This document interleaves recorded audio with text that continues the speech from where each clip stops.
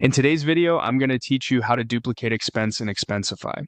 Duplicating an expense is a great way to save time when you have similar or recurring costs, like monthly subscriptions or routine travel purchases, without rebuilding every detail from scratch. Start on the Expensify home screen. From the left-hand sidebar, open the Reports section. This is where you can access different report views and drill into your data. Within Reports, switch to the Expenses view. This lists individual expenses rather than whole reports, which makes it easy to find the exact item you want to copy. Use the search bar and filters to narrow things down. You can search by merchant, amount, or keywords, and you can sort by date so the most recent items show first. Filters help you zero in on a specific card, category, tag, policy, or date range.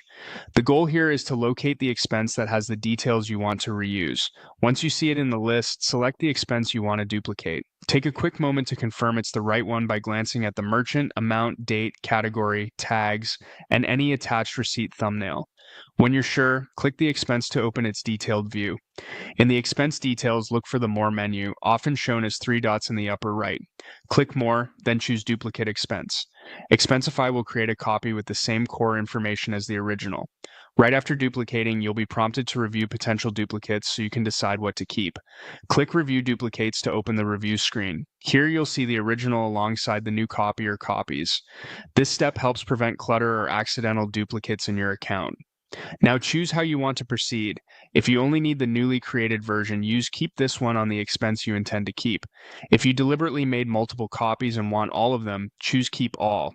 Your choice should reflect exactly how many versions you plan to use. Finally, click Confirm to lock in your decision. That's it. The expense has been duplicated and your duplicate review is complete.